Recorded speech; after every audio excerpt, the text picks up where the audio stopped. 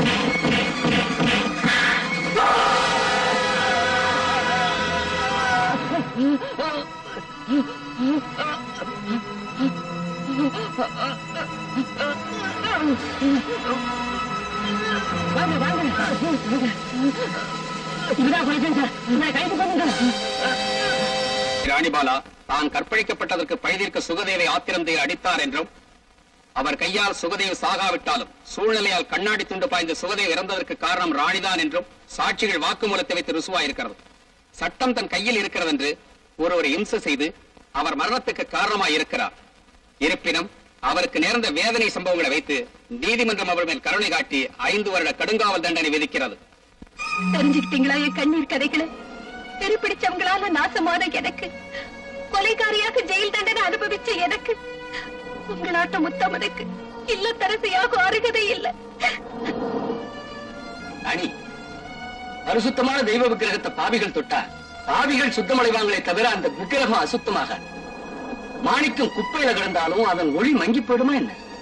அதனால உங்ககிட்ட பலவந்தமா வெறித்தனமா நடந்துகிட்ட பாவிகளை மனசுல வச்சு உன்னை நீயே கெட்டு போனவன்னு சொல்லிக்கிட்டா அது அறிவின். ஆனா நான் காதலிச்சது உன் இதயத்தை. இப்பவும் மனசார விரும்புறேன். கடந்த காலத்தை பத்தி கவலை இல்லை. நீதான் எனக்கு மனைவியா. அது நடக்கவே நடக்காது. நடக்காதுன்னு நீ நினைக்கிற? அவர்கிட்ட எதுக்காக சொன்னேன்? உன்னை பத்தி உண்மை தெரிஞ்சும் ஒரு நல்ல இதயத்தோட உன்னை விரும்புறவர்கிட்ட அப்படி ஏம்மா சொன்னேன்? ஆமா ராணி, உன் கதைகள் தெரிஞ்சும் உன்னை விரும்புறவரை உதறி தள்ளுறது நல்லதில்லம்மா. அதில்ல நீ, என் வாழ்க்கை தங்கு தடை இல்லாத ஓடுற காட்டாறு போல உள்ளது. அதுக்கு எந்த நிமிஷத்துல திசை மாறும்னு சொல்றதுக்கு இல்ல. அந்த மாதிரி உள்ளனா ஒரு உத்தமனுக்கு மனைவிங்கிற பந்தத்தை ஏற்படுத்த விரும்பல. ஒண்ணு சொல்ல வேண்டாம், என் வாழ்க்கைங்கிற வெள்ள காகிதத்து மேல அழிக்க முடியாத கரப்பட்டுடுச்சு. இதுவே அதுல திருமண பத்திரிகைங்கிற வார்த்தைய எழுத முடியாதண்ணா, எழுத முடியாது.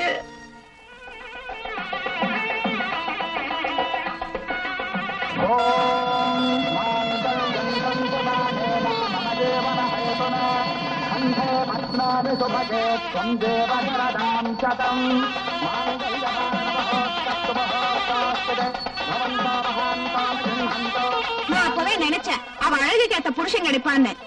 எல்லாம் அவ்வளவுதாங்க. அந்த பையன் பெரிய பணக்காரனா.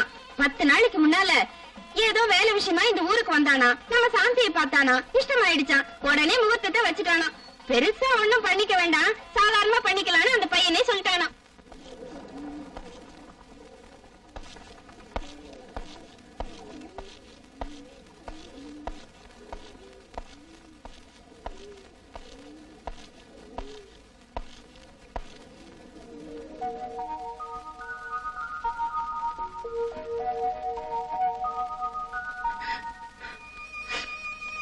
மாப்பிள, எங்க மக சாந்திக்கு கஷ்டம்ங்கிறது என்னன்னு தெரிஞ்சுக்காத அளவுக்கு ரொம்ப செல்லமா நாங்க வளர்த்துட்டோம். இப்போ என் மகளை உங்ககிட்ட ஒப்படைக்கிறேன். இவளுக்கு எந்த குறையும் ஏற்படாம நீங்க தான் பாத்துக்கணும். ஒண்ணும் பயப்படாதீங்க மாமா. இவ்வளவு செல்லமா வளர்ந்த உங்க பொண்ணுக்கு ஒரு கஷ்டமும் ஏற்படாம நான் பாத்துக்கிறேன். நான் எவ்வளவு பெரிய பாக்கியசாலி. இந்த சுகம் எனக்கு கிடைக்கும்னு நான் கனவுல கூட நினைக்கலீங்க. சுகத்தை நாம 2 பேரும் அனுபவிச்சா போதாது, என் ஆத்ம நண்பர்கள் அவங்க 2 பேருக்கும் கூட நீ சுகத்தை கொடுக்கணும்டி.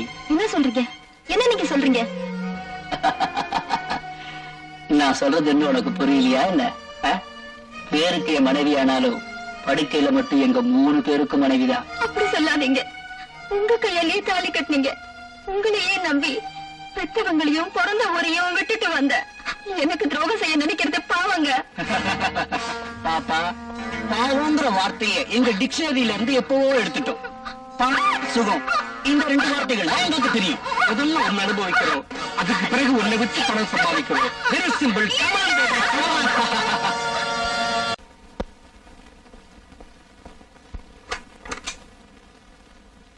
ஹலோ ஹலோ, வாங்க உட்காருங்க.